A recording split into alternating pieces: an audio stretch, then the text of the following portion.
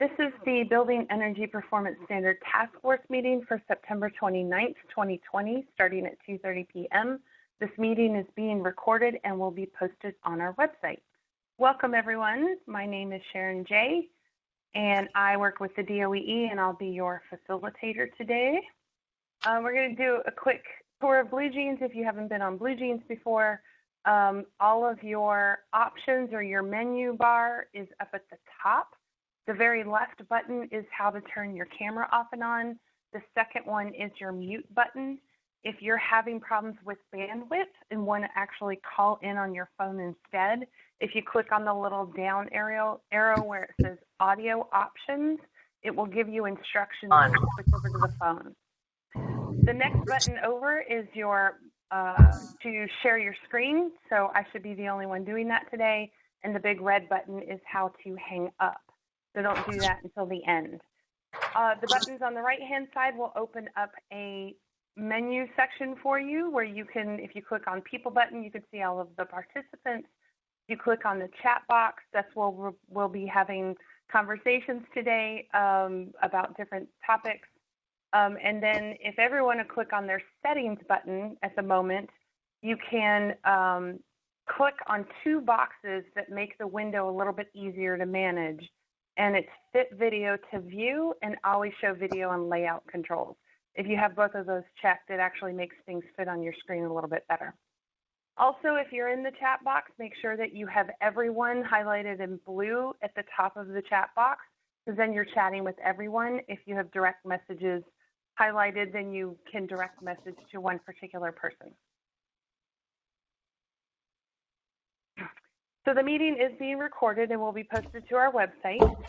For questions and comments throughout the meeting, I have not muted anyone as you enter in, but as you can tell, we have a little bit of background noise going on now. If everybody will control their own mute function and make sure that you can turn that on and off as needed and make sure we don't have much background noise, because I'm the only one that can mute other people, and I have to pause in what I'm doing to actually find the person that's making noise to then mute them. We ask usually, because we have a large number of people in the meeting, that task force members can come at any time. But if you are a non-task force member, please use the chat box first. Or if nobody is talking, you can just make a comment. We'll just have to control the traffic of how many people are talking at once. So our non-task force members, please use the chat box at this time to register your name, organization, and if we don't have your email, please add your email to formally sign into the meeting. And I'm going to turn it over to Andrew to do our roll call for our task members. Thanks, Sharon. And folks, please just go ahead and say here or present when I call your name. Katie Bergfeld. Here. Patty Boyd. Here. Jen Croft is out. Do we have anyone on from DGS represented?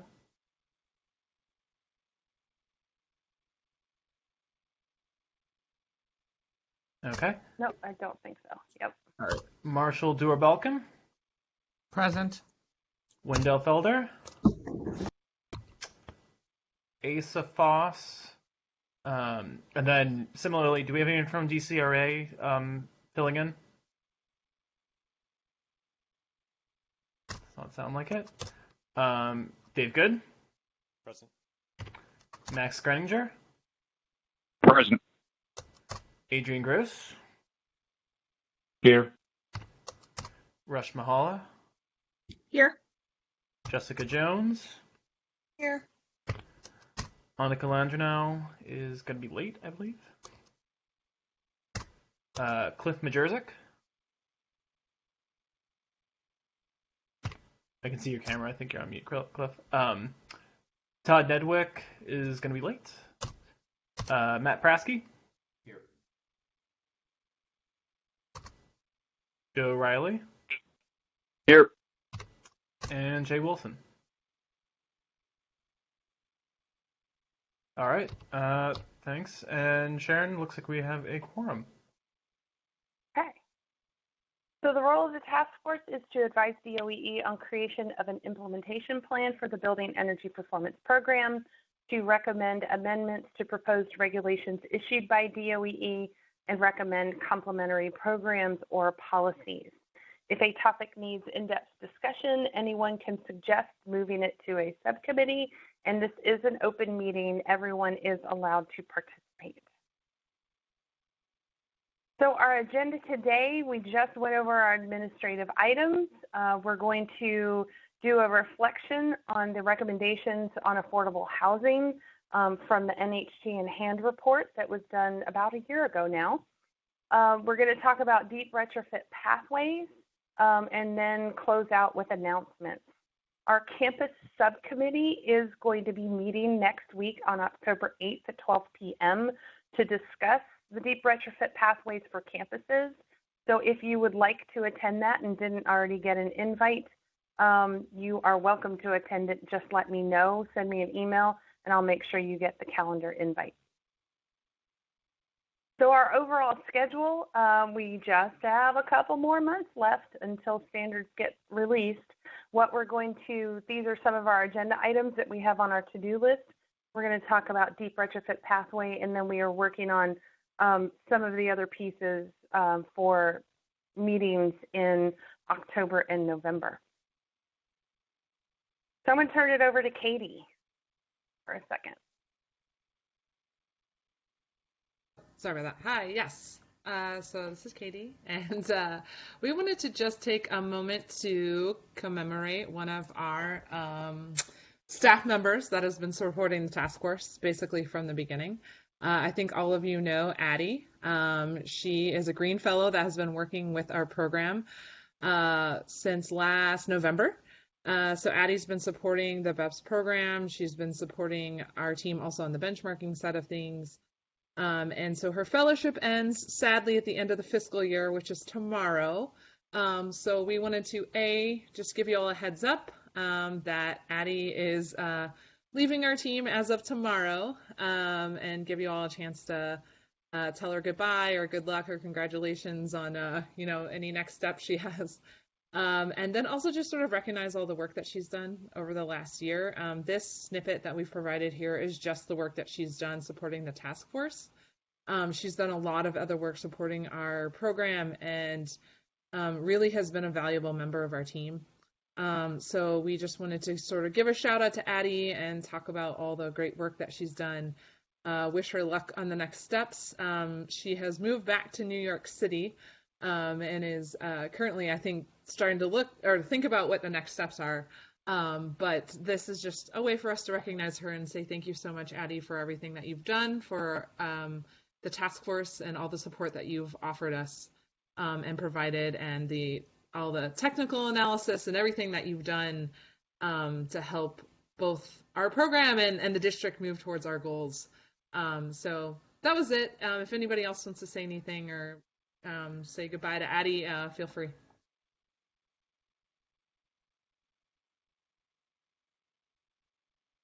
Congratulations, Addie, and thank you and best of luck. So, do we have any idea what Addie's next steps are? Like, what's she weighing? What's in play? Addie, you wanna talk about that?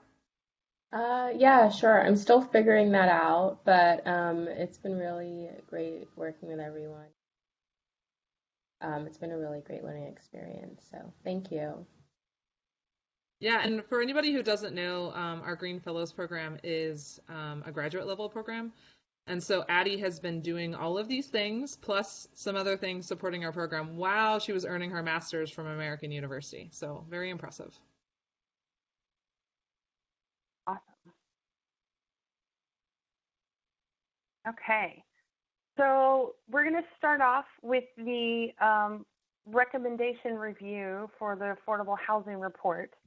So in November 2019, NHT in Hand released the recommendations for implementing the district's BEPS in affordable multifamily housing. We did talk about this in one of our early meetings, probably in January or February, where we talked a little bit about the summaries. And I wanted to put the link here just in case somebody wanted to actually go to the report and look at it in more depth. So what we're doing is kind of going through the summary recommendations that are in the first couple of pages and kind of looking at them and seeing kind of where we are on all of the bits and pieces of what was recommended. So the implementation recommendations kind of look at the primary obstacles for multifamily affordable housing developers, about limited access to financial resources, capacity, upgrades, that kind of thing, and that we're going to kind of go through that report now. So I'm going to turn it over to Michael so he can go through all of the different slides. Just let me know when you want me to advance a slide. Okay. Thanks, Sharon. And yeah, thanks also to Patty, who helped me with some analysis for parts of this.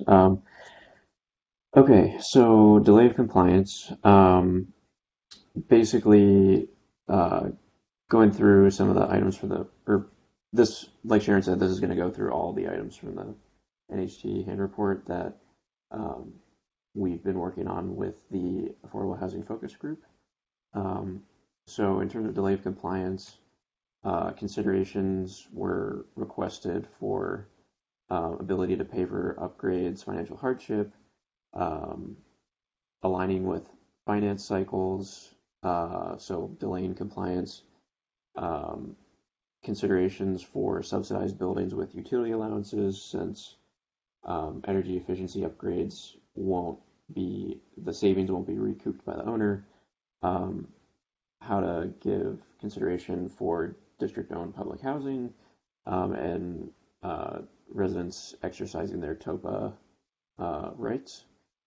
So where we're at right now and where we've gotten through discussions is that some combination of delays of compliance for financial hardship or ACPs that allow alignment with finance cycles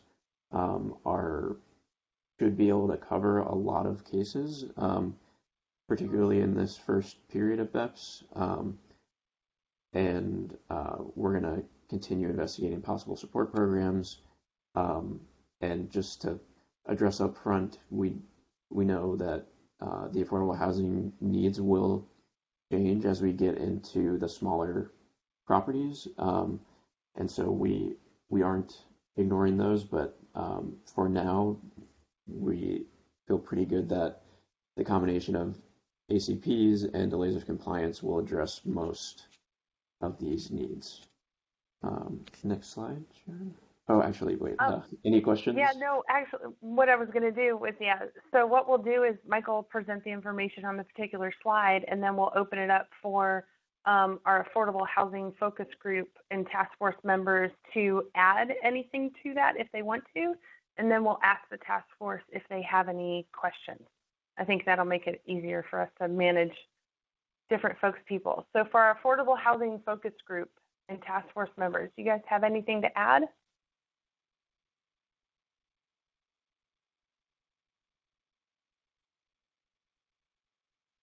Okay, do we have any comments or questions from the rest of the task force or the public? I see a question in the chat from Noreen about will affordable housing also include NOAA, and yes, it does. Yeah. Yep. Okay, we'll go on to the next slide. Okay, defining property types. So there were questions posed or ideas posed about considering different performance standards for garden versus low-rise buildings, or garden and low-rise buildings compared to mid-rise. And our analysis of benchmarking data showed that there's actually not any correlation, no clear correlation between building style and performance of the building. So we agreed with in discussion with the Affordable Housing Focus Group, we agreed that there doesn't need to be a different performance standard for different building styles, and it's more important that everyone gets the same opportunity and focused support to have an energy efficient improvement. in terms of affordability, the Energy Star median score for 2018 was lower for deeply subsidized buildings and naturally occurring affordable housing compared to all multifamily in general. And the request was for providing additional accommodation to these properties by providing funding to help them cover the cost of upgrades.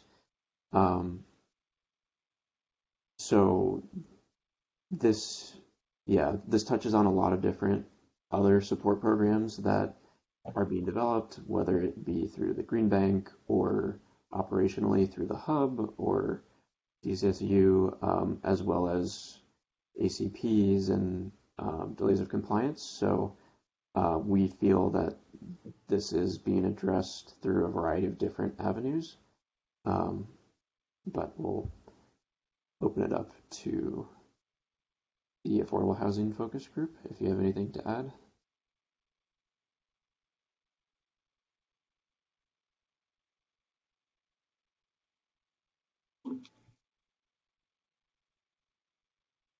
Okay. Any comments or questions from the broader task force?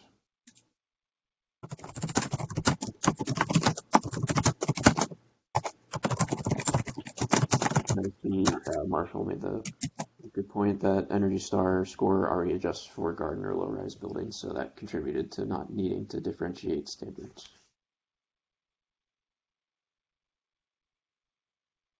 Okay. Okay. Different compliance pathways. So within the prescriptive path, the report suggested allowing energy efficiency measures installed in preceding years of the first compliance cycle to be counted towards meeting the prescriptive pathway. So this will be addressed in the prescriptive pathway technical guidance. And we're proposing to accept 2019 and 2020 measures toward compliance, or things that were installed in 2019, 2020 toward compliance. Also for the prescriptive path, tailoring prescriptive measures to different building styles. We recognize there may be potential difference there, but we are limited to what the cost-benefit study is going to cover. And so we can't make blanket adjustments for the different building styles in the prescriptive path, at least in this first cycle. And also for the prescriptive path, there was talk about providing flexibility in the types of measures for historic properties. And we feel that delays of compliance criteria will fit this issue. For the performance path, incentivizing deeper energy savings by offering automatic compliance with future cycles in normalized site energy use intensity by increments of 5%. So this was kind of getting at a version of a deep energy retrofit. And we'll get to that a little bit later on how we've been thinking about that for affordable housing. But there's the general deep energy retrofit pathway that'll be available to everyone. And we're proposing a different option for affordable housing specifically. So any comments or questions from the affordable housing group?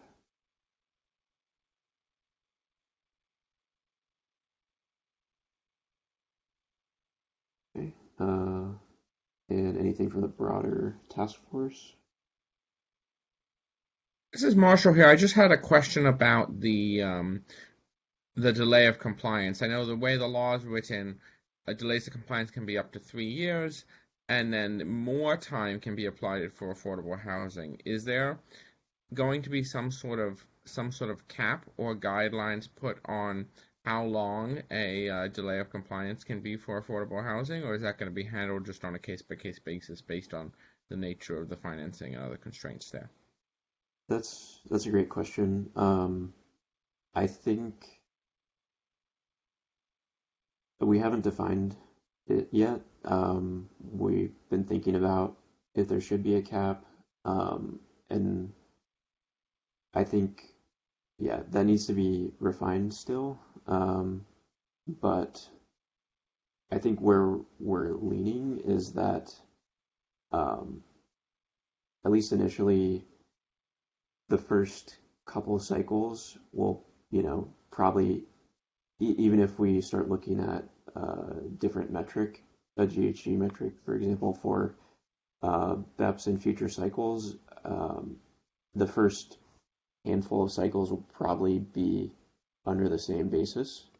And so I think looking at that like 2 to 3 cycle time frame, which is also will show everyone where we're thinking about most of the deep energy retrofits. That's probably, if there's a cap, it'll probably be in that range, but overall, it's very much a case-by-case basis for affordable housing.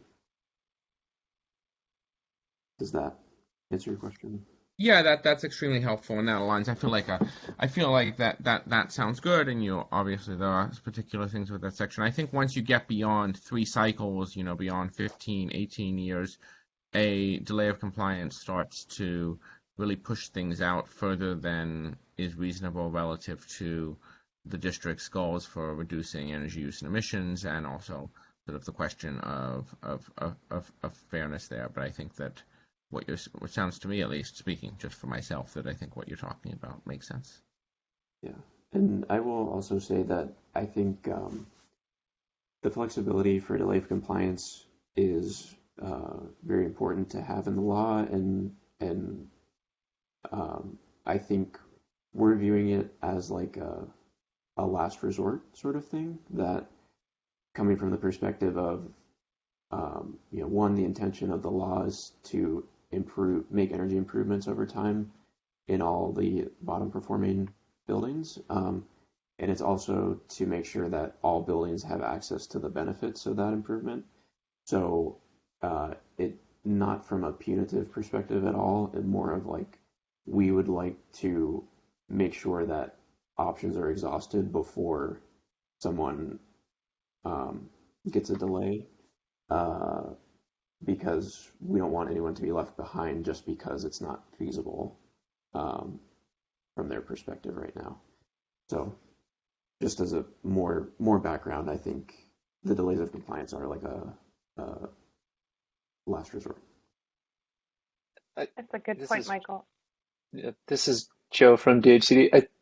I think one of the tricky parts with like the setting the cycles too, though, is that for some of the LIHTC or supported affordable housing, the only takeout mechanism where there's sufficient resources to allow for a deep retrofit may be the HPTF, which isn't a guaranteed resource; it's a competitive resource. So there needs to be that built-in flexibility where if they don't get it the first year, they can reapply for the second year, and if they don't get it the second, the third. So it's just the cycles may not line up with when they get the financing, and so that natural being able to push it is going to be super important, just because it's a competitive resource meeting with the fixed deadline, right, for a lot of these projects, and they're all competing for the same pot.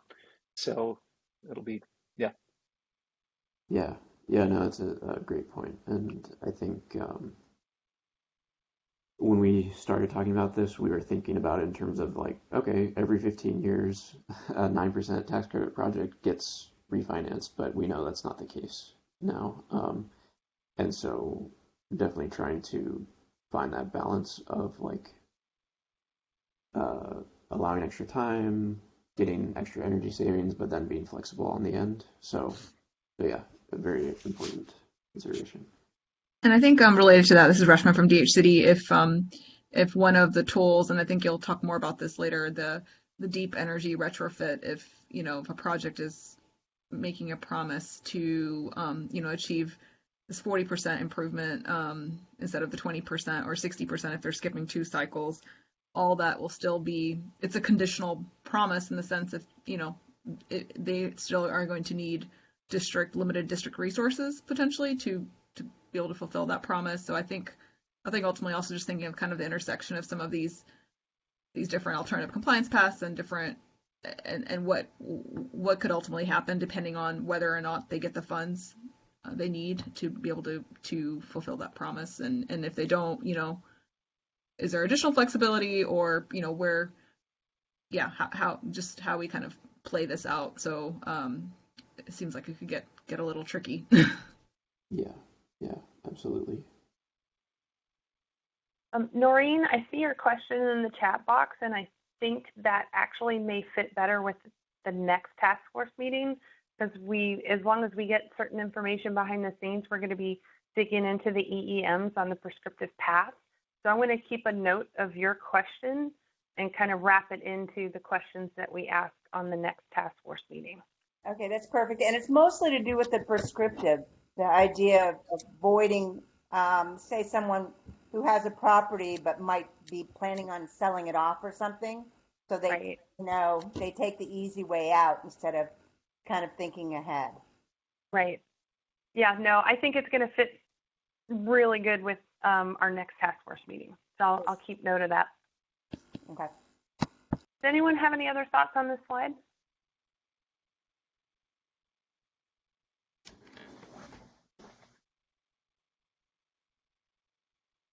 All right. So looking at alternative compliance pathways, or I realize if there's anyone less familiar, I was referring to ACPs, and that's alternative compliance pathways.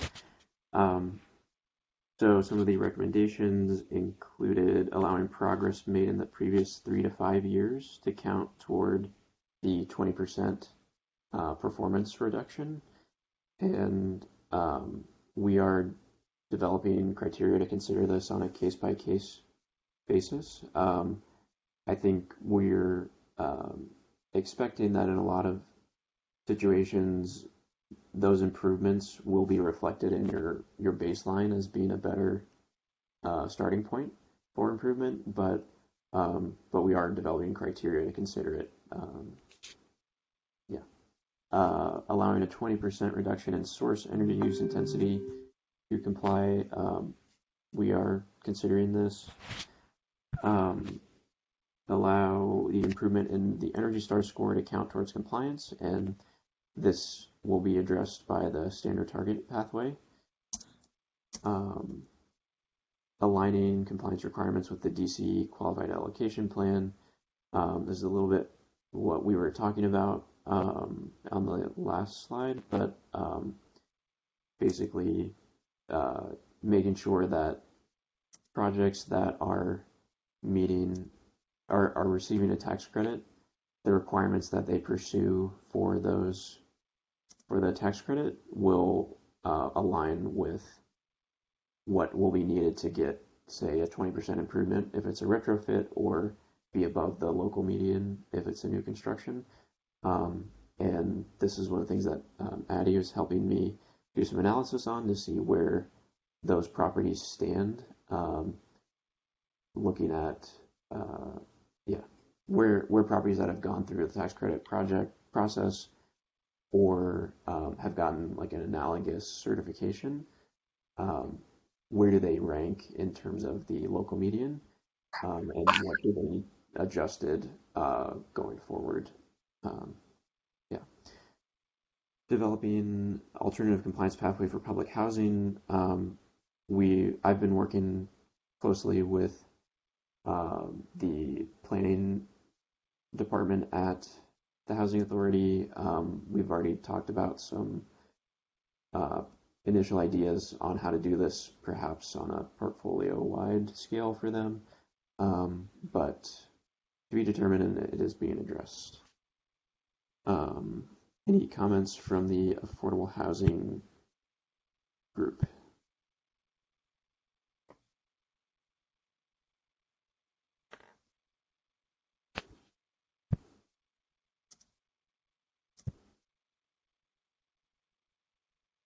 And I will also mention that on the first item, the 3 to 5 years, we do also want to be cognizant of like setting a fair precedent across the board. So I think we're considering it, but it's really probably going to be very unprecedented or a very specific case, because this is not something that would be offered or necessarily be fair to offer to affordable housing despite their unique considerations. So I just want to address that that's not a broad given, even though we are considering it. Michael, there was a question in the chat that could we go through that? Yeah, so from Cliff, the QAP should aim for new construction to be in compliance with BEPS 4+ cycles in the future. Yeah, Joe, do you have any thoughts? Yeah, so I guess the question, so right now the QAP aligns to enterprise green community standards and to other certificate programs rather than to BEPS. And so I guess the question is, how do we crosswalk those from a DHCD perspective? Is we would love to try to align it, but I guess to date we've relied on these other outside certificate groups because we don't have the knowledge or the expertise. We're housing people, we're not green building folks. And so how do we crosswalk those? And what's the thought from the broader group? And then I was just curious with the 4+ cycles, are you meaning that, yeah, if you could kind of elaborate on like how you, on what exactly you mean by that. So like the QAP, the requirements now would, yeah, if you could just talk a little bit about the question, the four cycles in particular. I think you're muted, Cliff. I think you're still on, maybe double muted.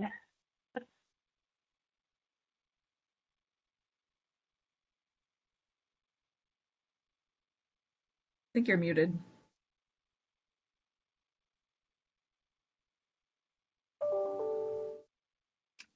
Yeah, it looks like his Blue Jeans isn't muted, but maybe the phone is. Or if you called in on a phone, Cliff. Can you hear me now? Yes. Okay, sorry about that. Yeah, I think that it's hard to know BEPS 4+ cycles out, but at the very least, I would think that we should have a QAP requiring, going beyond what, say, Pennsylvania has done, where they're providing points for passive house, but require passive house for any new construction as a way to, and I think a building that's built to passive house, and of course that's an external standard, so it gives you the same sort of relative ease that you get from enterprise green, but a building built to passive house should probably be in compliance for 4+ cycles. Oh, can I ask a question kind of reflecting on that for DHCD? Because in 4+ cycles, we will probably be under net zero and construction codes by, maybe within 2 cycles. By the end of 2 cycles, we'll be at that net zero 8. So does the QAP have to follow the same things, or are there some adjustments made? So I'll jump in. This is Joe. So the QAP is at the current building standards because it's for projects that are going to be essentially put in the ground in 2 years. And so that's where so the standard right now is to enterprise green communities as the threshold level. And then like Cliff said, there are points awarded for projects to go towards passive house or something analogous, living building challenge, something like that. Unlike Pennsylvania, the points are substantially lower as a percentage of the project. So I do not believe we've had any passive house projects that have been completed in construction utilizing HPTF. So to that point, if we need to be at requiring passive house now, we're very far behind that. And so I think what I would also say is that the QAP doesn't work as we put it out and then immediately projects have already been started and then the QAP comes in.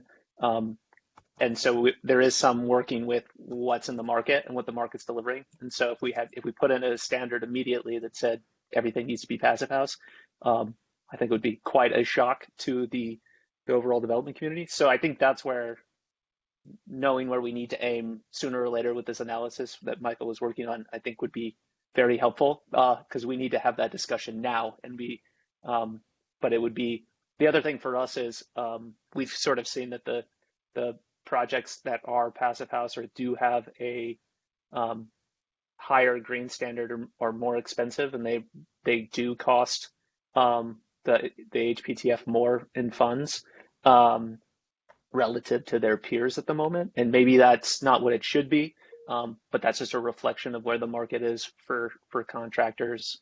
They just don't know what to bid. And so I think there's an additional factor that's being put in there that's just making them cost prohibitive.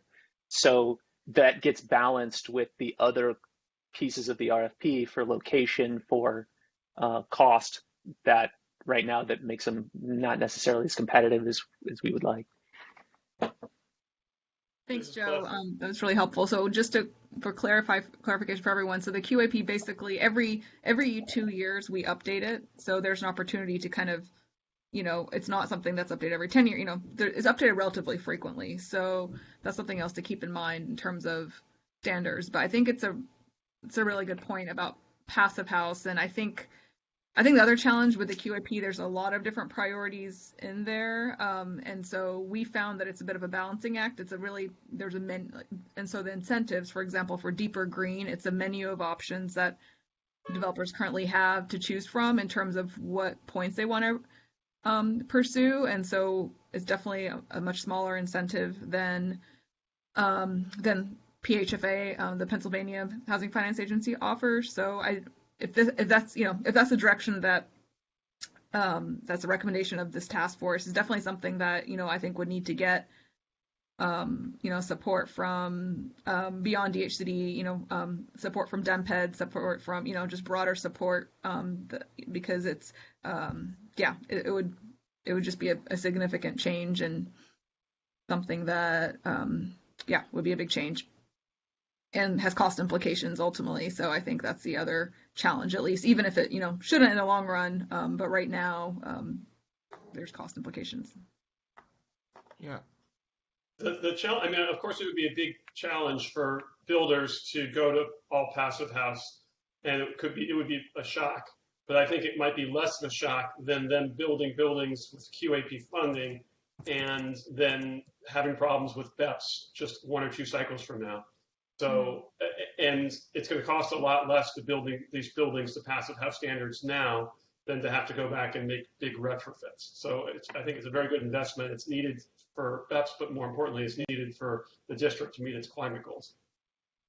I think Cliff's making some really good points, and if I could chime in for 1 second, you're on this cost question. I mean, building a passive house or a net zero energy building need not be cost more than existing buildings. If it's just a requirement and people think, oh, well, everyone has a preconception it's going to cost X percent more, then they're going to bid more.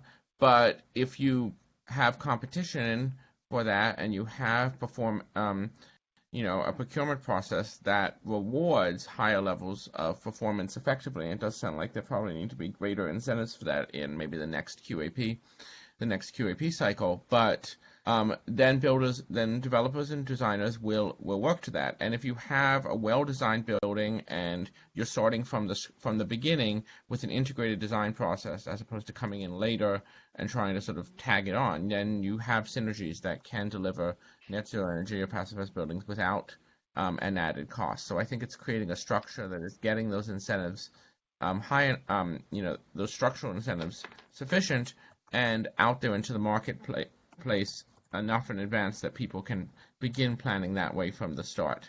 I think thinking about the fact the code would be net zero energy for the residential code earlier, but that's for small construction for these sorts of projects by 2026. We do need to think about this. The other approach you could look at is in thinking about compliance for future cycles, especially if we're going towards a GHG if there is a move to a GHG standard, is looking at the fuel sources and electrification, and either requiring the buildings to be all electric or heavily leaning in that direction. That will, I think, set buildings up for success with future BEPS cycles more than if they're being built with gas. to that point, I think that's a great point on the second one.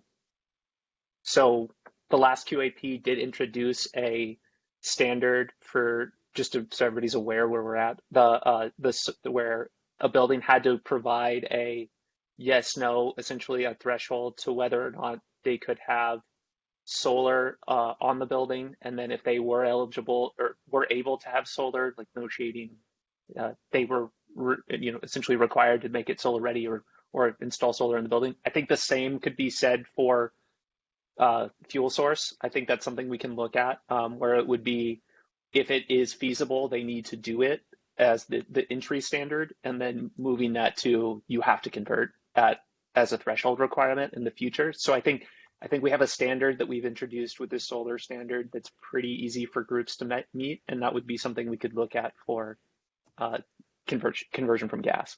And we were just talking about this recently. And then on the other, I think the problem, like you mentioned, is that projects need to start as Passive House. And that, I think, is the problem a little bit with the QAP, is the projects aren't starting when they're applying for the QAP, right? They've started 2 years, 3 years, some even 10 years previous. And so when you're getting to the QAP, you're not seeing new developments, right? These are projects that have already gone through permitting, they've already gone through the development stages, and they're coming into the QAP with a finished application. So that's like a 2-year at minimum look back usually. So I think that's the way that we think, at least, to the QAP, is it's probably 2 years older in terms of the development where they're looking for planning purposes. And so maybe we can start introducing these, and I think you're right, we need to get there by 2026, and we've conveyed that to the development community. And maybe we do need to increase it, but it's hard to go overnight and flip the switch, because they're projects that have already applied last time that are really close and just want to reapply, and those projects they're pretty baked. And so it becomes difficult to just flip it overnight. So maybe one approach on that note, we could think about like what's really important and like where we want to be by 2026 and forward, and like Passive House, maybe the focus is this next QAP, which will be 2021 released, heavily incentivize Passive House, but not require it, but they're basically trying to get people to shift, but then 2 years later, maybe, just trying to think about going from first starting off with heavy incentives and then going, ultimately getting to requirements. But does that make sense? Just trying to think about how we could phase this in. I think that's something else to think about. Yeah, I think that makes sense. I think when you think about phasing, we also need to think about the length of time these projects are taking, and how do we actually make sure that they're getting in the ground with the standards they need to have at that point. On the point, and I don't want to take up too much time with this, but on the point of the solar example and the consideration of if feasible, you need to do it. There will be exceptions that prove the rule, but I think generally you could say that at least with new construction for residential, it's always going to be feasible in the DC region to do electrification, to do it for all electric. And that, yeah, I think is sufficiently well established that I don't know if you need to make people go through the hoops of doing that analysis to prove whether it's feasible or not. We have a 50-50 split between preservation and new construction. So 100% it would be, if new construction you should do it. And then, but it's what do you do with 80-year-old buildings? And there's a balance all the way through it. I want to pause the conversation for the moment because we still have 4 or 5 more slides to go through in this section. We want to make sure we have enough time to talk about deep retrofit pathway. This has been incredibly awesome conversation, and it may turn into more conversations in a next task force meeting. Sounds very interesting. So if you have any other additional thoughts on this slide, if you want to put them in the chat box, that would be awesome. And Michael, I will go to the next slide. Yeah, thanks everyone. Okay, non-compliance / penalties. So the recommendations were basing fines on the distance from the reduction requirements. This is in alignment with the rules. Waive fines if an owner demonstrates a plan to comply. The plan to comply will likely be addressed by requesting a delay or a deep energy retrofit, or of course a case-by-case evaluation. Instituting an appeals process that already exists. Our standard enforcement process will offer this. Providing flexibility to account for resident energy use and behavior. Of course, this is a challenge that's inherent to residential projects. We just don't think we are the party to be able to address it. But the burden of proof for delays, ACPs, etc., is always on the building owner. So if they can demonstrate something that is grounds for some sort of consideration for flexibility, then we are open to that. Any questions or thoughts from affordable housing?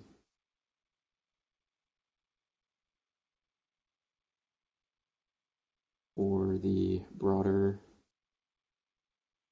group?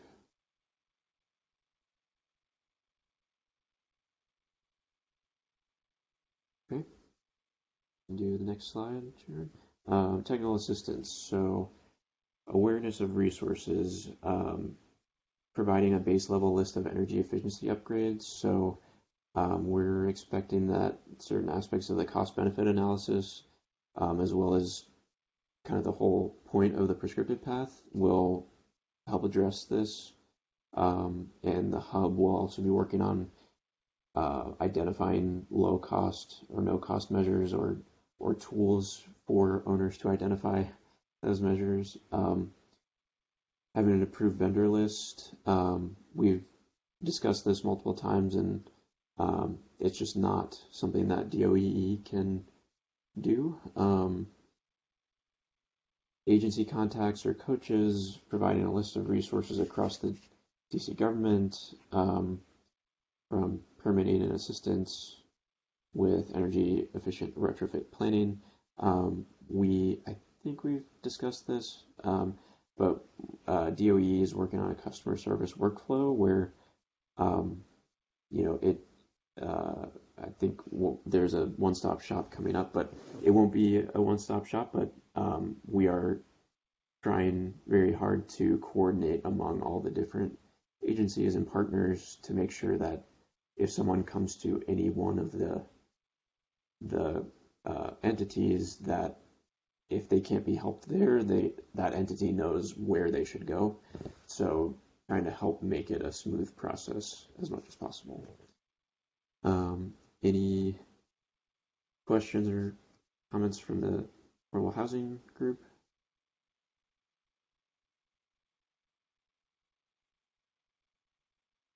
Broader task force?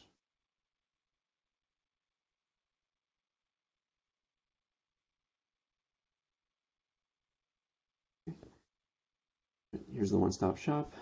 Single access point to all available programs.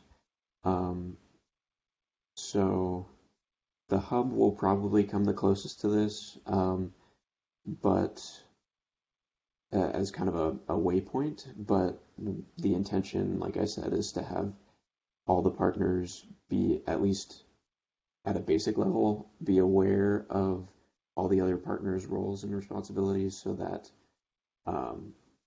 collectively we are routing everyone smoothly. Tenant education, providing resources and tools to help building owners engage with their residents. So potentially helping with that resident behavior element. The hub will be providing resources for building owners, or that's the plan. Third-party data verification. So this is in regards to benchmarking, data verification. Currently DOEE and the DCSEU are providing this in some capacity, free third-party data verification for buildings over 50,000 square feet. And we're already internally planning on how to do outreach for smaller buildings for future cycles. But this is very much in the works. Any questions around the affordable housing group? Just one comment. I guess I know we've talked about this, and one nuance that in terms of the resources and technical assistance, with the smaller building owners as well as the owners that are the resident owners, thinking about the limited equity co-ops as well as condos. I know we talked about if there's in an ideal world there'd be like a, I don't know, particular streamlined path of assistance or support for those groups that would not have necessarily, have the support of a sophisticated affordable housing developer or a consultant. Like they would be relying on the co-op board, the condo board to make decisions. Yeah, and so the outreach for like data verification in particular and benchmarking assistance as like a starting point for education on how to comply. We have team members in DOE who are aware that like CNHED and like the certain co-op boards that are managed by third parties, that those groups will be approached first to be able to get access to the owners and the boards of limited equity co-ops and smaller properties. Yeah, we're very much trying to funnel to focus on those properties with outreach next.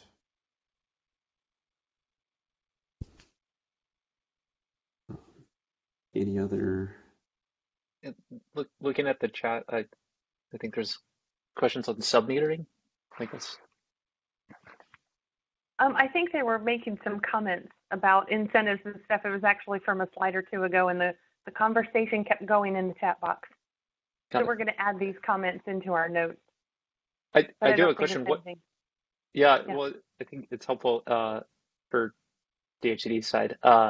What is currently not legal in terms of residential submetering? And most affordable housing buildings, because of it, are individually metered anyway. So just wanted to make sure I understood the question.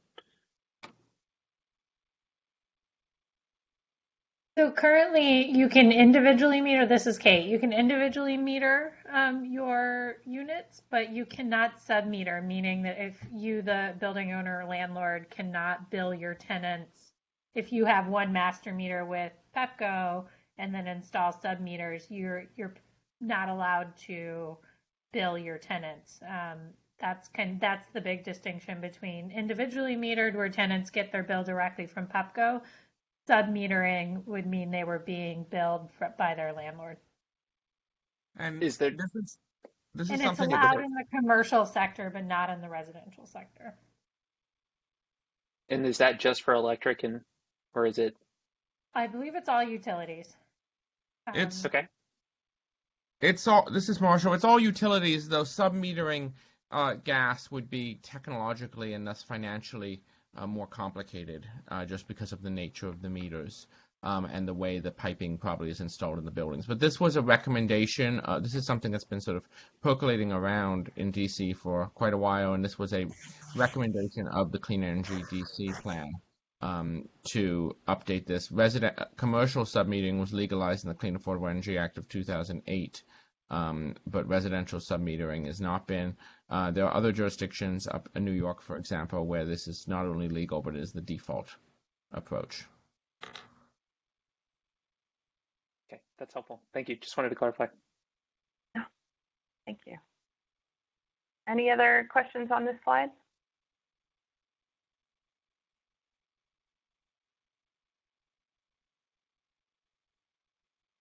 So financial assistance, structuring funding to address unmet needs. So right now we are, so the Clean Energy DC stipulates that $3 million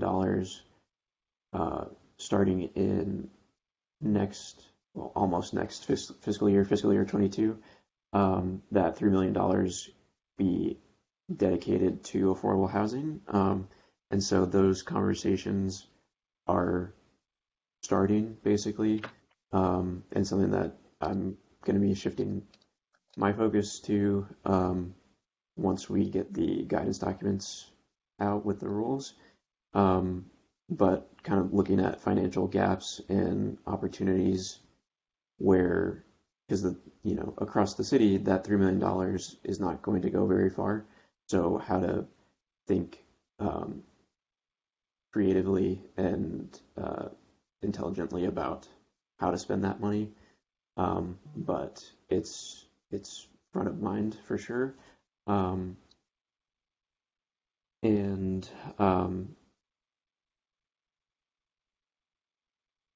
But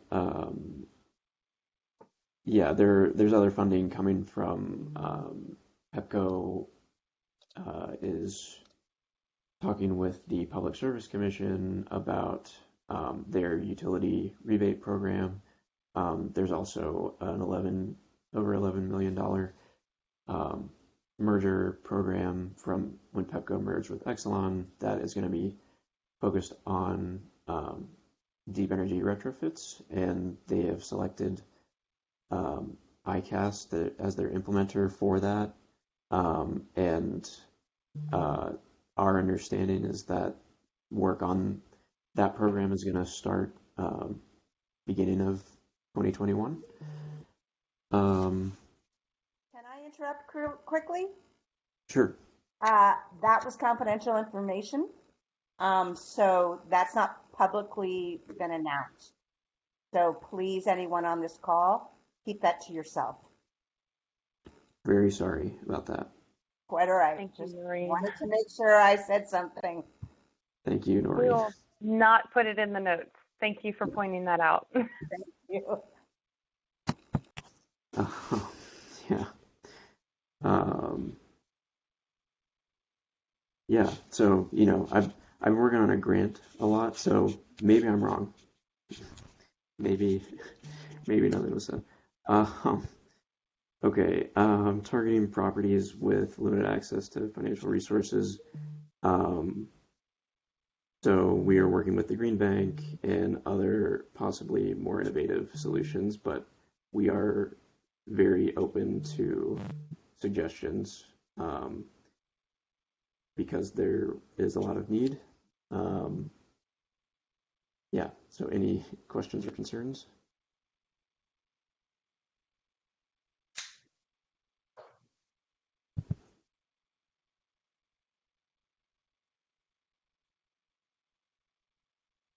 Almost done. Yes, I've almost lost my mind, not quite, but aligning financial resources. So we've got DCSEU, utility mergers, the Green Bank, aligning with LIHTC and other DHCD funding.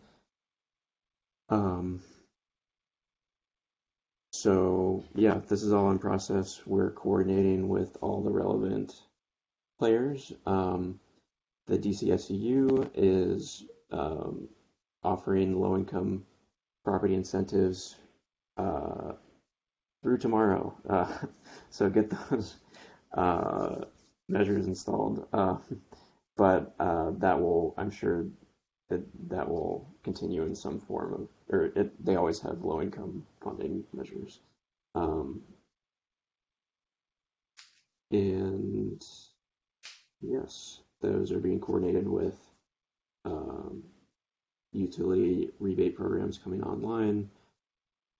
And yeah, like our great discussion, we are trying to figure out what is needed for projects receiving really any public assistance, but particularly with the QAP, how to make sure they're set up for success as much as feasible.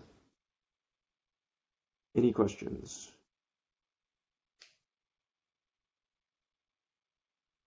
Or comments?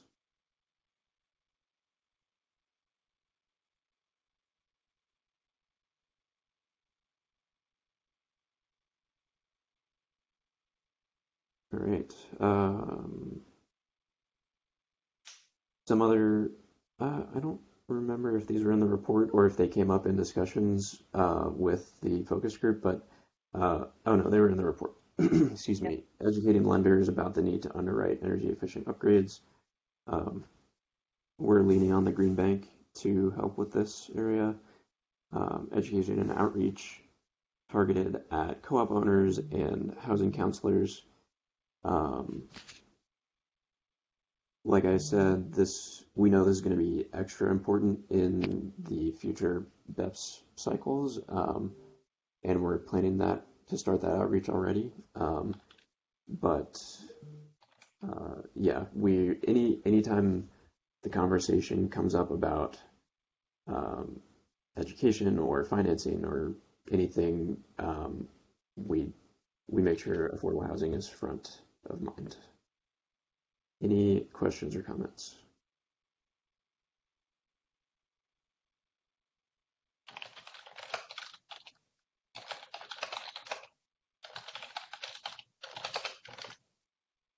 Okay, thank you, Michael. I will just add, for the record, this is Kate. To Noreen's point about that information being confidential, PEPCO has filed publicly with the Public Service Commission the recommendation to select ICAST, so hopefully we didn't share anything that was confidential beyond what has already been filed. So if folks want a link to that, I'm happy to provide it. Thanks, Kate. I didn't realize that. The last call I was on was a couple of weeks ago, and so I was just very. Yeah, I think it was just filed. I want to say within the last few days. So. Okay. Yeah. If good, you sign up to get an obnoxious amount of alerts from the Public Service Commission, like I do, you see these things. That's good to know. I get them too, but I have a tendency not to always look. Well, and I can never remember the case numbers, so I never know which ones I really want to look at or not. But I can never fear. We didn't break any rules. Yeah. Good, well, I can attest my adrenaline works just fine. For anyone who is wondering. That's great, Michael. Thank you. I'm actually going to take over on the next one. Great. Thank you for covering all of that information. That was a lot of information to go through. So one of the other items, which wasn't necessarily called out super specifically in the original report, but has been brought up multiple times in multiple meetings. And what I did on the left-hand side of the screen for the item is I kind of wrote what had been said at different meetings, and we have a tracker behind the scenes where we're tracking all of the affordable housing recommendations and issues so that we can keep track of the things that we're working on. And this is what we have for this one, talking about preventing pass-throughs on capital costs. So officially within DOEE, with our partners, we're looking at different programs and solutions to do this. So this is an open ticket item that we are constantly talking about, not that we have any particular solution for that one at the moment. But what we also wanted to talk about while this slide was up was I emailed about a week and a half ago some proposed legislation by Councilmember Bonds that might address capital improvements. And so I'm going to turn it over to the task force co-chairs to talk about it just a little bit and see whether or not the task force wants to respond.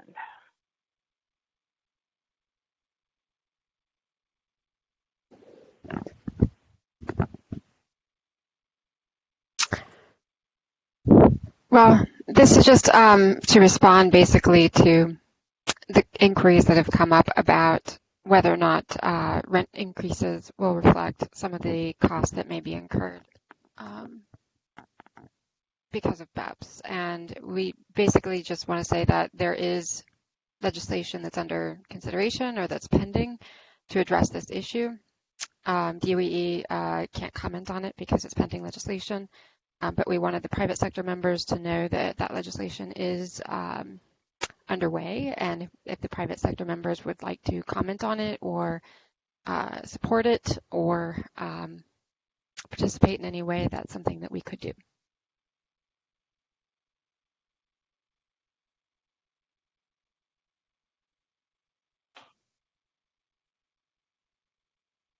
And Annika, to clarify, the pending legislation just affects buildings subject to the rent control program in DC. That's correct. Yes, thank you for clarifying that. So anything that's already kind of, Cliff, I saw something that said you were speaking, but I didn't hear anything, so I don't know if you did speak.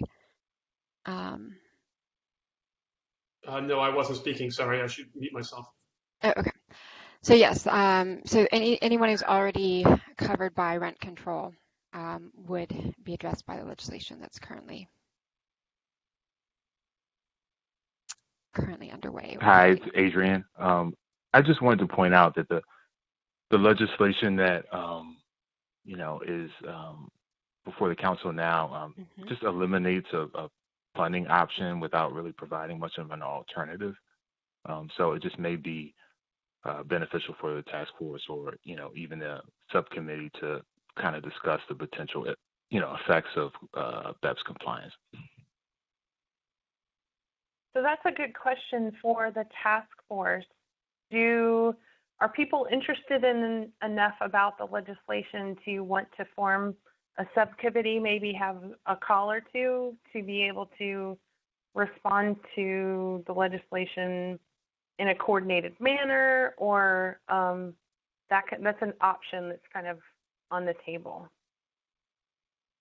And if you don't want to speak up and just want to put something in the chat saying, yes, we think we should, respond to this in some way, and it's the subcommittee actually, then we'll talk about it and figure out what, if anything, needs to happen. Yeah, I think that's a good point, and thank you for bringing it up. And there can be just the feedback to the council that says you're eliminating this option without providing an alternative, and we think that needs to be part of the legislation. Or there can be some alternatives that are proposed. So I don't have the name of the legislation. I do. Yeah, Noreen, okay. It's called the Capital Improvement Petition Reform Amendment Act of 2020. Do you mind typing that in the chat box? Yeah. Thanks. That way if anybody wants to look it up and read into it more, they have the name of it. Yeah. There you go.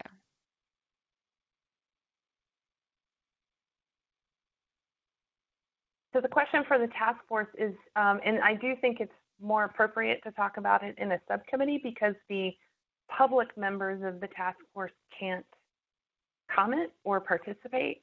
So I don't think it would be able to happen very easily at a task force meeting. Right. So maybe get a quick poll in the chat box, and if people think we need to do the task force needs to form a subcommittee to review the proposed legislation and then decide whether or not in the subcommittee of whether or not to pass along recommendations or do a formal comment, and that would be discussed in the subcommittee. Yeah, to clarify, DOE would not host the subcommittee either. So we wouldn't be involved in it at all. I just want to clarify that.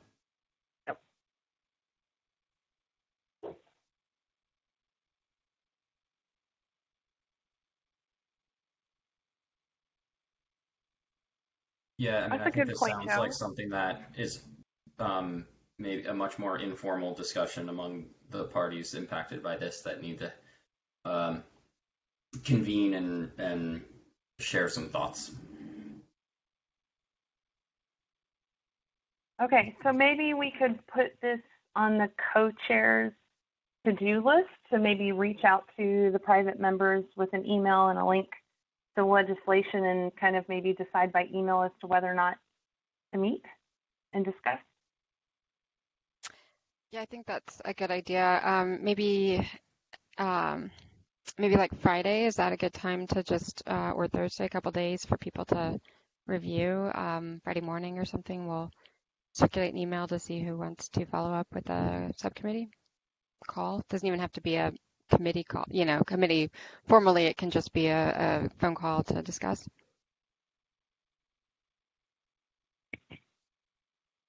Yeah, maybe we can. Yeah, we can get an email around and convene something. Okay, well, why don't we put it just as a reminder on the agenda that we'll send something out after our co-chair coordination call.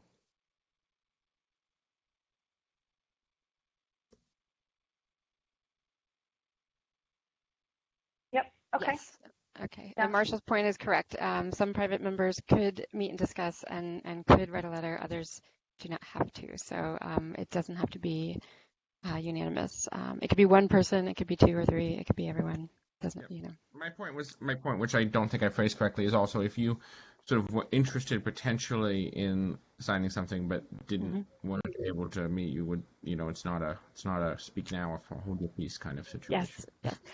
And if you can't sign on because your organization maybe doesn't allow you to, but you have good input to the conversation, I think that would be really helpful to have you join the call.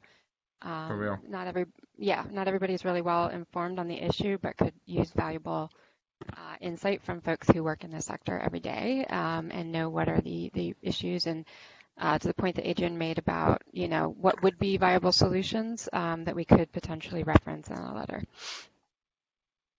So please participate, even if you can't sign on. Okay. All right, thanks. So we will follow up with an email to the private task force members later this week. Okay, thank you. Okay, so we are going to change topics and get into deep energy retrofits. We're going to talk about kind of the guiding principles of this particular alternative compliance pathway, kind of get into the different types of, because there's been several suggestions over time in our meetings. So we're going to talk about the different types and then talk about how we would structure it. So the first thing we want to go over is the guiding principles. And I'm going to do this, and then I'm probably going to turn over a couple of slides to Andrew to talk about the individual types in a little bit more detail.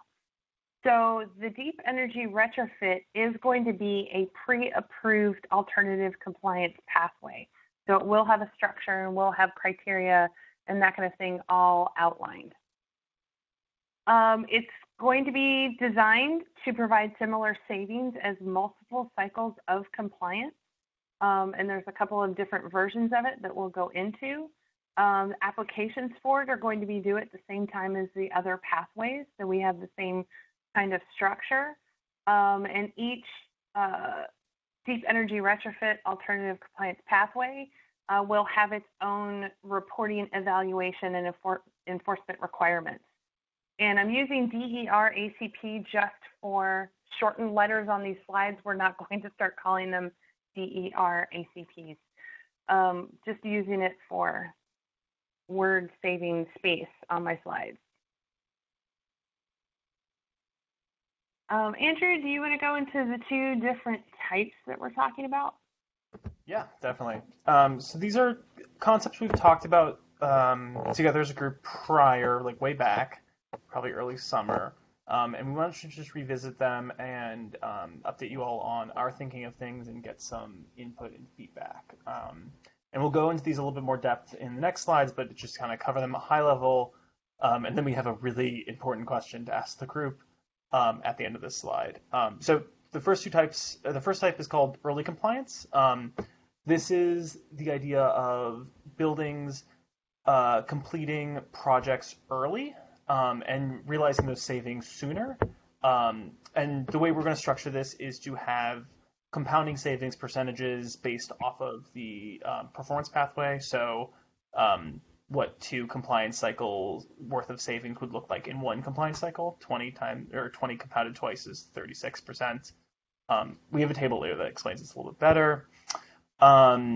We have some questions about whether this should be only a performance option or whether we can do a performance and prescriptive version of this early compliance option. And then finally, we plan to have this open to all property types, as I think we've discussed prior. Then the other one is called extended compliance, and this is designed to allow projects that might not be able to meet savings in the first target, but need to align with a financing cycle or a campus master plan and achieve greater savings later on.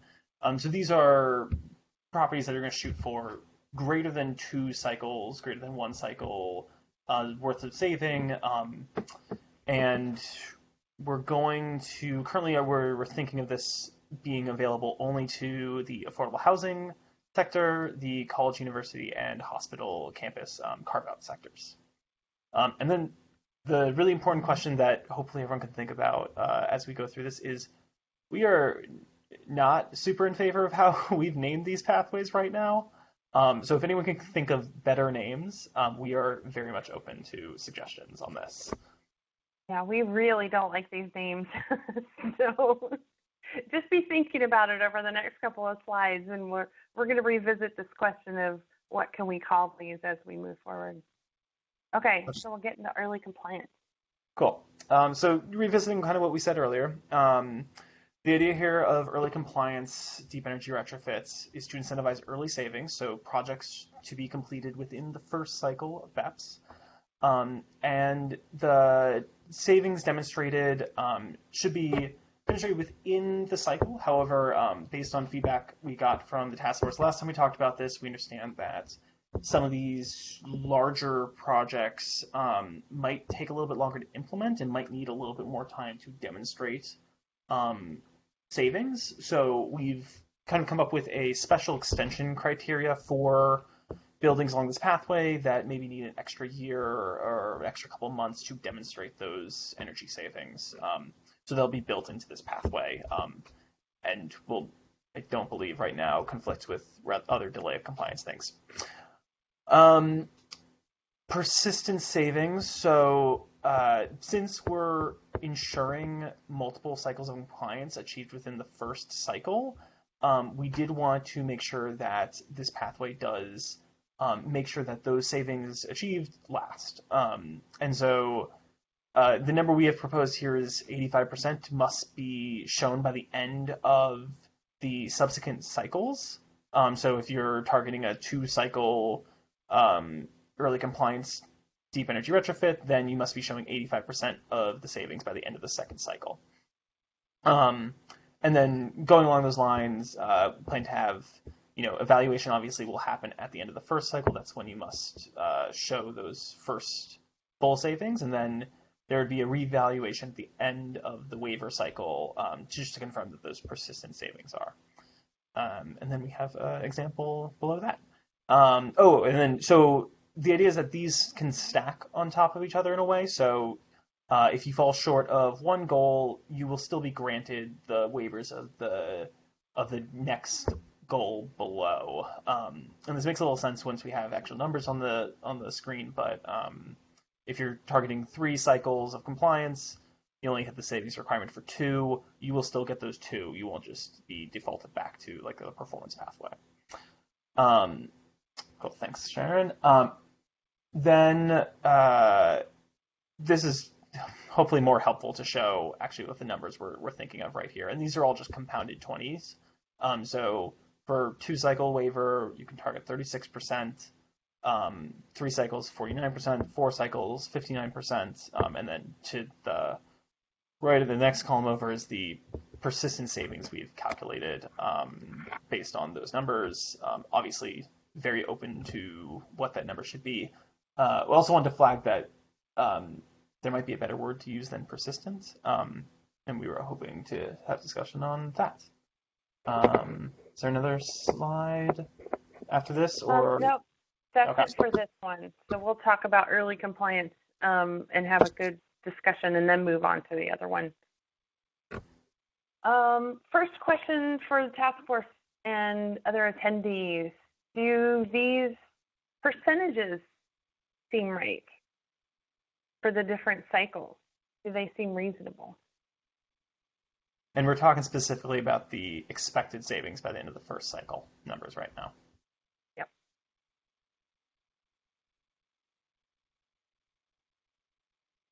So let me make sure I understand this. If at the end of the first cycle, so 2026 is coming up, and instead of 20%, you've saved 36%. Your bonus reward is that you're exempt from being on the BEPS compliance list for 2 more 5-year cycles. For one more, so it's for the current cycle and then the cycle after. But Joe, You're not waiving the current cycle. Hold on. You're finishing it, right? Yeah, but Joe, the way you phrased that is people have to apply to do this. It's an alternative compliance path and it has to be deliberate. So it can't be, I'm shooting for 20% on the performance path and I just happen to get 40. So, or Katie and Andrew, you guys can correct me, but this is a deliberate choice to shoot for deeper savings. Yeah, I mean, if you So hit that 40% savings on the performance pathway, we're going to have a conversation that you should get a little bit more. But yeah, good point, Karen. Okay, The way and then we're so the writing waiver is 2 future cycles? So no, thank you for that point of clarification. So we intend it to be for the current cycle and the cycle after. We can edit this to make it more clear. Yeah. So the idea is that you have, how you're phrasing it is you're meeting the current cycle and then you have a waiver for the next cycle. Yeah, So it is 2. cycles It's total. 2 cycles, current and plus 1. Total, yeah. Yeah. And if I can just chime in, I think that the way we've talked about this in the past was the idea of a deeper retrofit getting you compliant for 2 cycles worth or 3 cycles worth, and so I think that's where this is coming from. But to Joe's point, if the language is going to use the word waiver, putting it in terms of the number of cycles that you're getting waived from or exempted from is might be clearer. I also think, Joe, you make a good point. This is intended for, I think the way we had talked about this in the past in the task force was like, if you know you're going to go do a project and go deeper, we want to incentivize that. But certainly if there are projects that are managing to achieve much deeper savings than 20% than they expected, there should be a benefit or reward from that. Now, of course, it may be that a building that cuts its energy use by 36% would be exempt from the next cycle anyway, just because of how the how the numbers fall. But the idea is that this gives you that certainty up front. Like, even if you have a really poor performing building, you cut your energy use by 36% in cycle 1, that still wouldn't actually be enough to get you out of the second cycle because your building was starting from such a low baseline. But because you got that level of savings in cycle 1, you wouldn't be covered by the second cycle. I don't know if that helps. So I want to talk about that point, Marshall, because if the intention here is to provide incentive for folks to pursue a deep energy retrofit, I don't know that this is sufficient incentive for exactly that reason. For many buildings, if they are a 20% reduction is a pretty significant achievement in that timeline. And if that gets them into that scenario where, hey, we do the 20%, we're going to improve sufficiently to essentially get 2 cycles of compliance, because it's going to get us through the first cycle of compliance, and then we're going to be above the threshold for the second, let alone a 36% reduction. And so you're right, it does provide certainty, particularly for those buildings that are particularly low performing, who a 20 or 30 or 40% reduction may still be below the future threshold. However, if the intention behind the deep energy retrofit is to not just incentivize those particularly low performing buildings, but also those sort of maybe in that second quartile to go further, I'm not certain that there's sufficient incentive here to take those steps. Matt, just to clarify, so you're talking about the specific example of building A is greater than 20% away from the standard, but maybe is actually 25% away from the standard, right? So 20% will get them compliance, 25% will hit the standard, but 36% will be well above the standard in that situation, right? Yeah. Okay, got it. Though, of course, it's worth remembering that the standard will be set based on the building stock that's there, and we can make some projections for where it might be, but especially where it's based on Energy Star score, it's not a given that you can't exactly predict what the standard will be, better or worse. Yeah, I think this is definitely more of an incentive for the lower performing buildings that are further away. I mean, I do think that's probably a little bit more of the intention on this one. That if you have a 10 as an energy, if you're an office and you have a 10 as an Energy Star score and you need to get up to a 70, this probably would be what I would, start looking at. Right, and that's all I'm pointing out is that it may only be incentive for that population of buildings, and so if there was an intention for this part of the program to attract other buildings, in the fact that it's just incremental in terms of the one additional waiver cycle for one additional 20%, or the two 20% savings may not pick up any more buildings to go into that deep energy path than others. Right. Do you have an idea of how we could structure it to pull those buildings in, Matt? No, I think that's a great idea for a group to brainstorm on. Well, one thing I'm thinking, just looking at this, I'm curious how this lands with other people. But these are all relative percentages. But there is also the there is the absolute percentage approach. Like if your building gets down to an EUI of 20 and you're effectively a net zero energy ready building, that's a massively deep energy retrofit, regardless of what you started from, unless you were already very close. So I wonder if there's some sort of additional, like if you can hit some absolute target that would vary by sector, and there are numbers out from NREL and on sort of definitions of net zero energy ready for different sectors, that you get some sort of longer term compliance waiver just as a result of that. I think that's a good idea, if for no other reason than DOE shouldn't waste its time or building owners' time worrying about super efficient buildings. Those buildings should be praised and recognized and not regulated.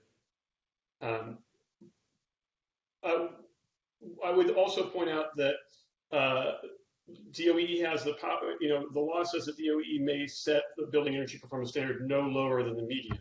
So in the future, especially if we're not on track to meet our climate goals, DOE may have to set the BEPS well above the median for multiple building types. But a building that had complied early would already be in compliance. So that would be an additional benefit to complying early, that you're protecting yourself against any uncertainty related to future BEPS cycles.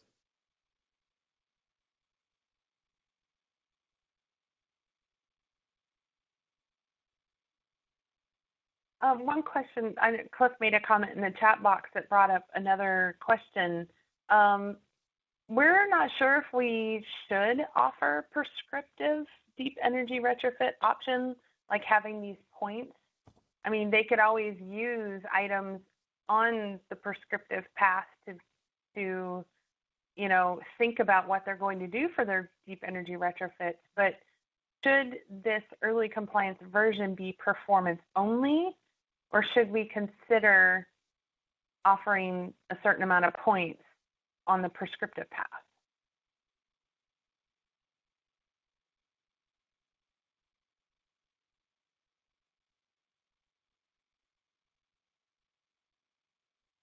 I'll just chime in and say I brought this up with the co-chairs, and I think we left it here for a general discussion, so I hope other people speak. I think Cliff makes a good point about the difference between what the prescriptive path projects to save and what it actually saves, and the more cycles of compliance you're getting exempted from, the greater that risk is.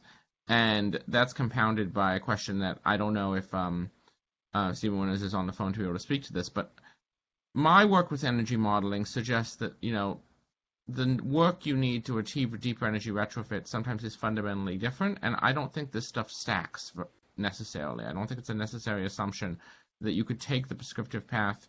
If the prescriptive path is modeled at getting a 20% savings, I don't know that it's a safe assumption to take those prescriptive path measures, add in a few more that were, again, modeled at achieving a 20% reduction, and say it's equivalent to a 36% reduction. I'm not sure the math's going to support that, and I think in addition to Cliff's concern about the sort of risk of the gap. I think that's a very good point, Marshall. Any other thoughts on that question?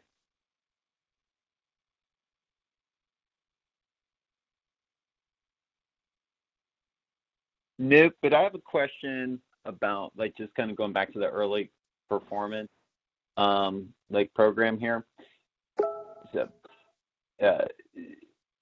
it feels like a free roll, right? If you sign up for the early compliance pathway, but you only save 22%, are you still okay, or are you you're penalized even though you kind of made compliance, right? Why wouldn't you just sign up for the early,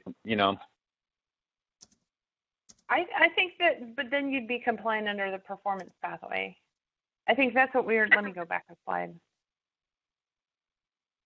So in that situation, Joe, I would say that person probably, we'd say, sure, you were compliant for the first cycle, but now you're going to be subject to Beps for the second cycle because you didn't meet that 36% savings, so you don't get that waiver. Right. But you didn't lose something.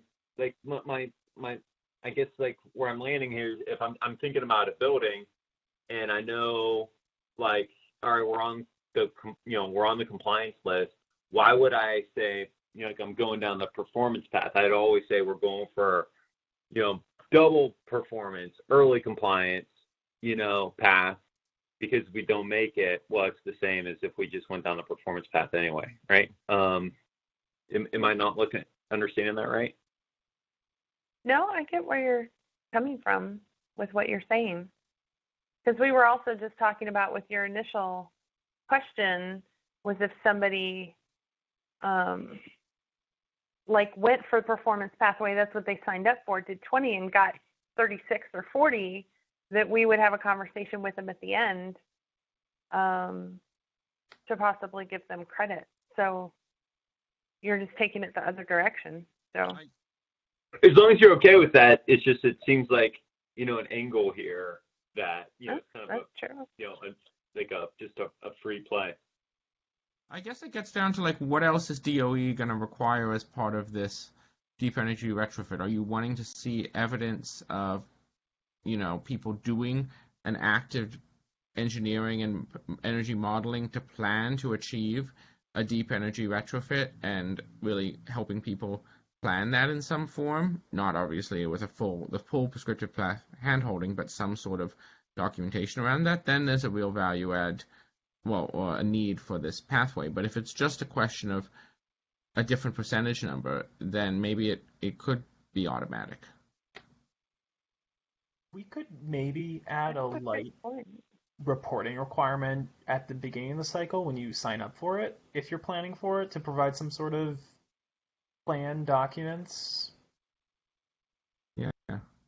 I mean, yeah, I guess what do people feel about that? If would it be prohibitive of people selecting this pathway if we ask that, you provide some sort of, I'm not going to say the word modeling because I don't think modeling necessarily is applicable, but some sort of plan to achieve this.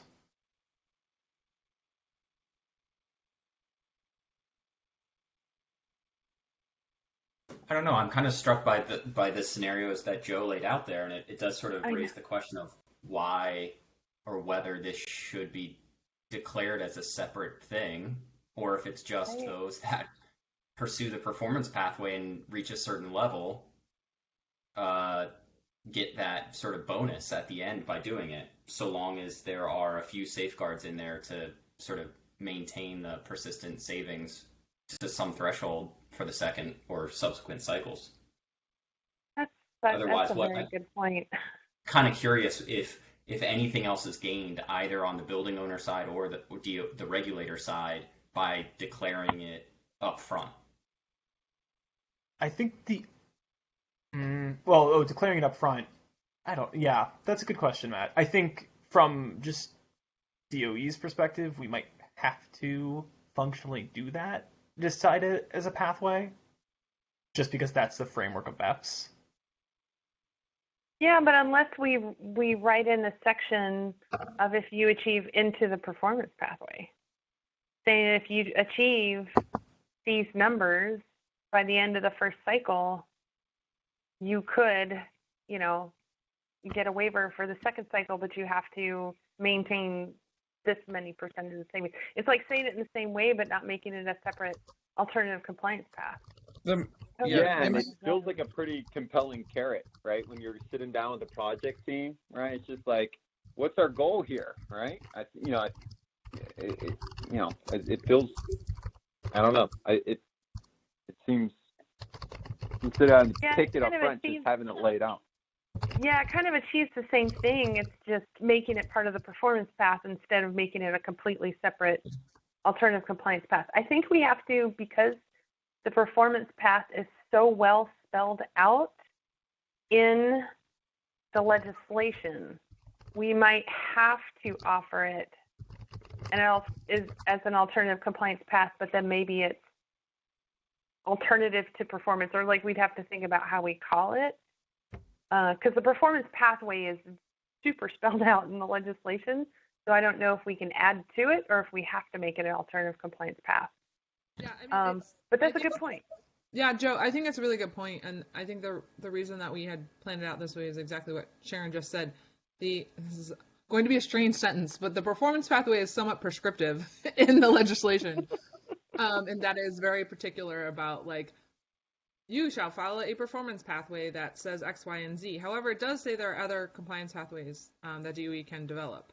So there's potential to do that. I think that we're kind of more on the side of wanting to do this outside of the rules for that reason.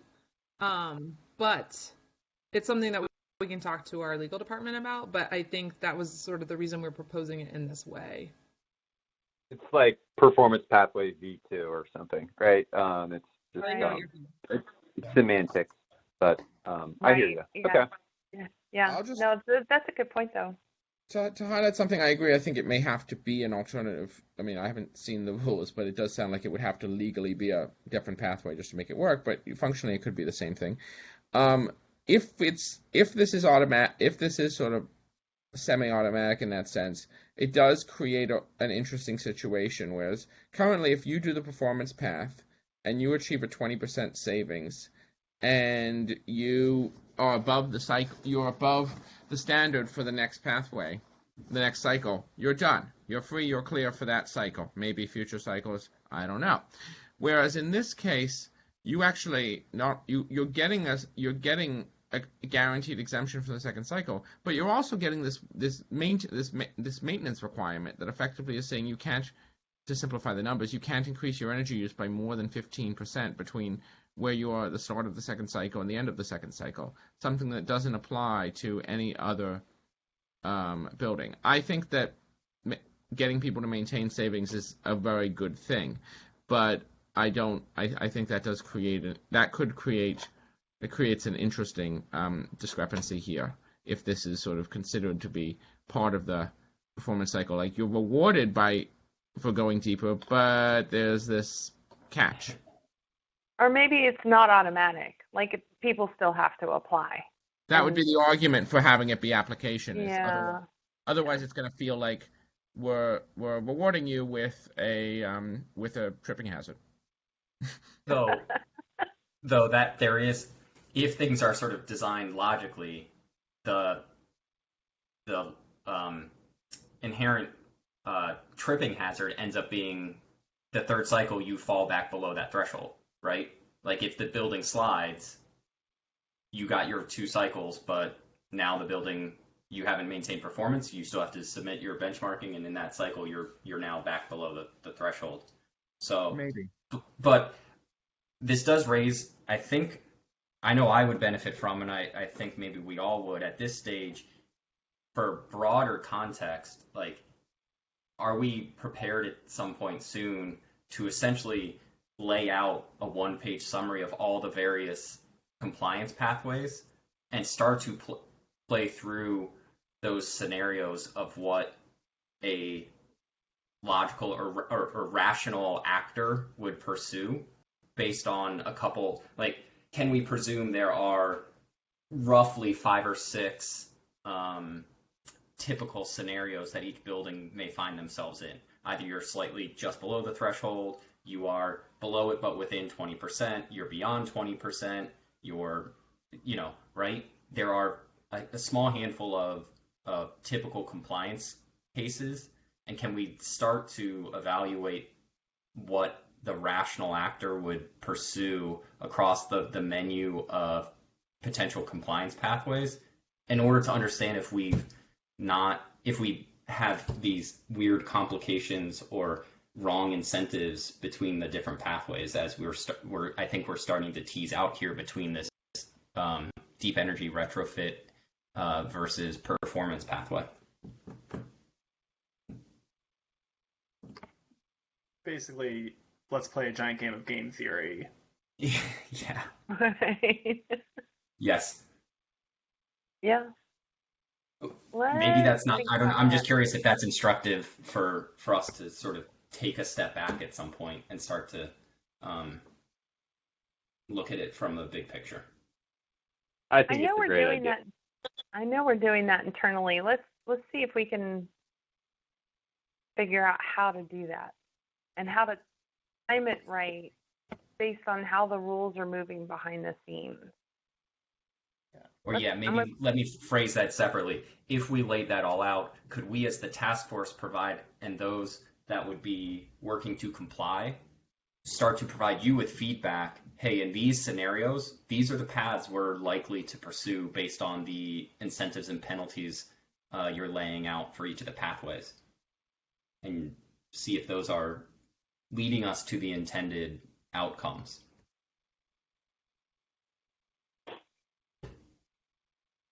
I gotcha.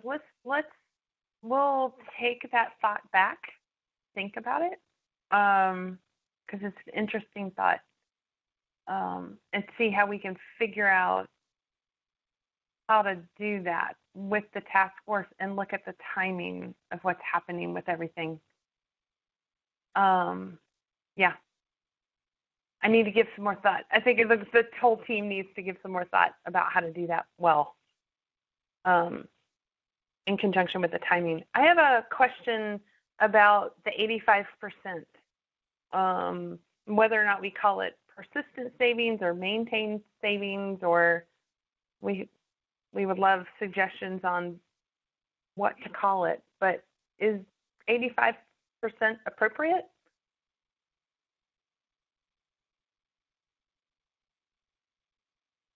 And for context, 85% didn't come from anywhere specific. We pulled it out of the air. Right. If you have a better idea of a percentage, we're open to it. Yeah, so if they do a 2-cycle plan, they hit that 36% by the end of the first cycle, then by the end of the second cycle, they would have had to maintain 85% of those savings. Or be fined, subject to fines. And is this using weather normalized or non-weather normalized? Because I think weather is one of the factors here, and if we're using weather normalized site, we can just take that one out off the table. It depends on whether or not the building can get the score.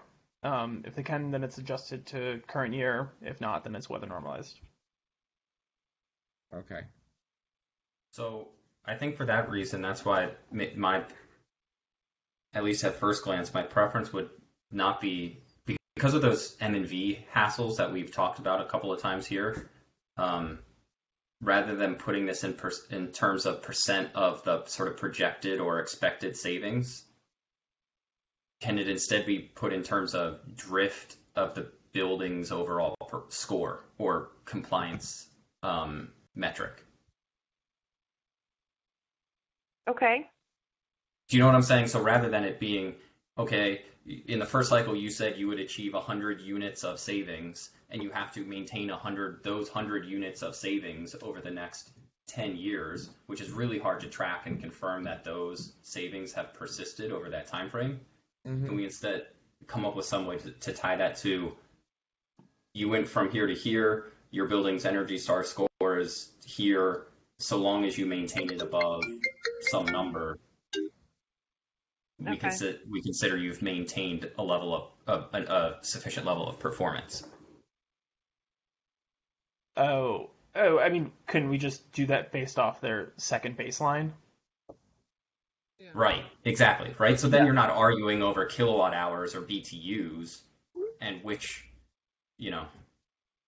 maybe it's functionally the same, but at least it feels cleaner than the first feels like an M&V exercise. The other feels like, just maintaining building performance.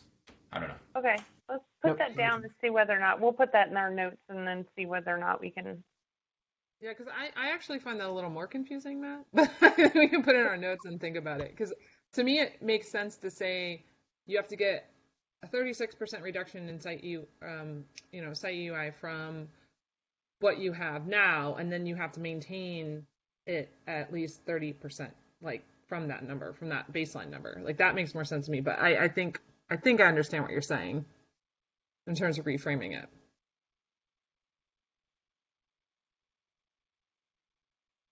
Yeah, no, I get what he's saying. We just have to figure out the logistics of it and see whether or not it's easy or difficult. Like which format is easy or difficult. Okay, I want to revisit the prescriptive question because I think only maybe one or two people spoke up and we didn't have anything in the chat box. Do we think we should have a prescriptive version of this? Or should we just stick with performance? Feel free to answer in the chat box.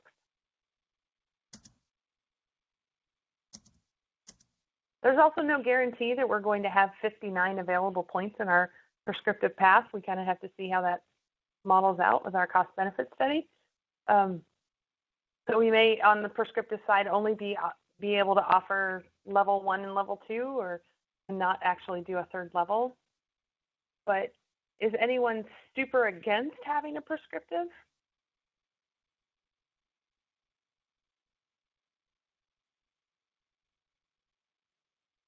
Or no one has an opinion? Well, Marshall and I shared opinions before. I mean, definitely if you're building it around 20% and you're just, getting deep savings, I think is not going to be a matter of just doing two sets of things that have each been modeled separately to get 20% savings. So maybe for the rest of the task force members, though, because we have at least 14 on the line and we've had 2 people speak up that don't think that's going to work. Do you guys agree with that? I don't think it'll work either. This is Joe. Okay. I don't think it'll work. This is Katie, and I tend to agree with that opinion as well, but I wanted to hear Starting to lean that way. Yeah. Okay. I gotcha. Annika, that's a good point. Not in the first cycle. But depending on how things model and things perform, we might be able to in the future. Yeah, I think let's see how they shake out after the first cycle with the prescriptive path, but there's too many uncertainties with the prescriptive path in the first cycle anyway, so. Gotcha. Okay, thank you. I got more activity in the chat box. I'm happy. Sharon, should we try to get through the other proposed deep energy retrofit pathway, just doing a time check? Actually, what I was going to do is propose that we talk about extended compliance on the next meeting. Sure. That was actually going to be the very next thing that I talked about because I don't want to cut that one short. And this was like a good, very thorough 25-minute conversation on just this version, and I don't want to cut us short. So we only had a couple more slides on the extended compliance version, and we were going to be talking about the affordable housing version of it. And on the next meeting, we were going to go a couple slides. So on October 13th, we were going to bring recommendations on the campus version of a deep retrofit pathway. So my proposal for today is to go ahead and wrap up the meeting so we finish on time and we don't cut our conversation short, and we would just add the extended compliance to the campus one because they're part of the same concept, and we'll talk about them all at once. Does that sound like a plan? Co-chairs, are you happy with that? Yes. That sounds fine to me. The logic differs dramatically for them, but the regulatory path may be similar, so probably putting them together makes sense. Right, exactly. Also time. Yeah, the structure of how to comply would be very similar. So, yep. Okay, so let me go ahead and wrap up. We had another monthly webinar update last week on September 24th, and for this one, we actually added some extra slides on how we are setting the standards. So if you have anybody interested in a really good video that explains BEPS and has additional slides in it for standard setting, then you can point them to that recording. It's available on the website. And our next one is October 29th, and we're going to be highlighting the hub. So if you want to sign up for that and hear more about the hub, you can go to the same Eventbrite webpage.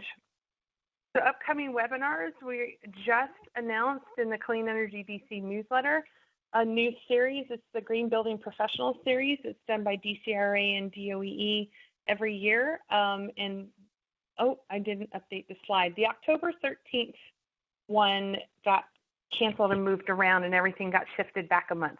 So we are starting in November 12th with one called Getting Ready for BEPS, and we're going to be interviewing a panel of different groups of people and what they are doing to get ready for BEPS. So we have an architect, an energy service provider, and then a building owner that we're going to be doing a panel for. So I will update the slide for the next one so that you have information about it. Or if you go to eventbrite.com, there's actually a lot of DOEE events. You just type in DOEE and it'll bring up all of the events that are going on. We are also celebrating Energy Efficiency Day on October 7th. So we have a really neat panel. So just go to Eventbrite and search for DOEE. And in about an hour and a half, we have our District Sustainability Awards online this time instead of doing it in person. And I would love, I'm going to put this link in the chat. I would love for everybody to take 30 seconds, click on the link that's in the chat box, and go to the survey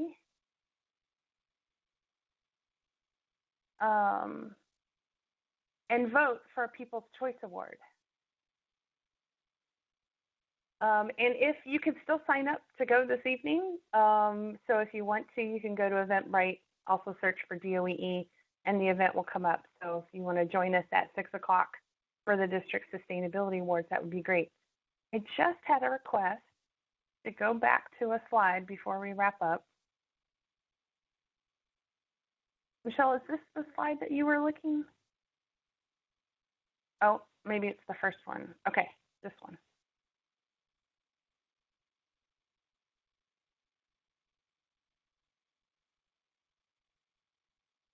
Michelle, did you have a question about this particular slide?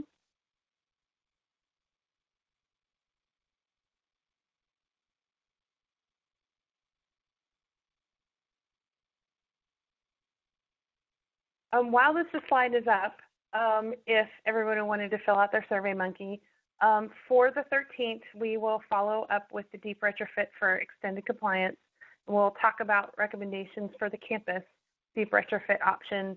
And then start getting into energy efficiency measures for prescriptive paths, but that all depends on timing as to whether or not we are going to be able to cover that on October 13th. So if that particular agenda changes, I will email everyone and let them know what the adjusted agenda is. Does anyone have any announcements?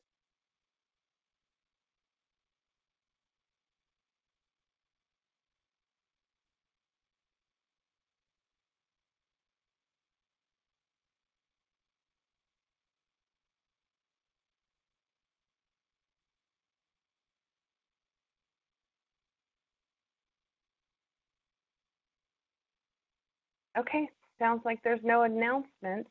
There are a little bit of conversation.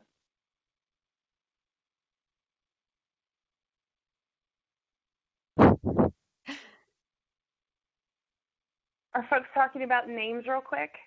About Yeah, the path? we've been talking about names. Like we said before, we do not like these names because I think so having the word compliance in it confuses it with other things. Yeah. The chat window seems to be breaking down on how we each perceive the word compliance. Is that a thing that that the building owner is doing and achieving, or is that the thing awarded by DOEE? And therefore, your perception of that word then determines whether or not that's accelerated or extended. That's a good point. Right. To me, it's the first option is accelerated performance in exchange for extended compliance. I gotcha. Okay. That's a good name. Let's go with that. Nice and But under that logic, the second option is extended performance for extended compliance, which is kind of illogical then. Right. That hurts me. No acronyms, people. We don't want to do acronyms. We'll talk about this next time. I think for the sort of longer term thing, we may end up needing. Someone said this in the chat. Andrew said it in the chat, but like, if the idea with the names is to actually capture the logic of what's doing, we may end up needing different names for different sectors. No, that's true, and I think we have to think about exactly how, especially with some of Joe's questions and scenarios, I think we're thinking about this a little bit differently. So depending on that, maybe we can, in 2 weeks, actually come back and say, okay, we decided on this, or, for the early compliance one, and then get into the extended compliance versions for the different property types. So we'll kind of play with that a little bit over the next week or so, and then maybe come back to everybody. And I want to read the chat transcript so I can see what was going on while I was talking. So, love it. Any other thoughts we need to wrap up or announcements?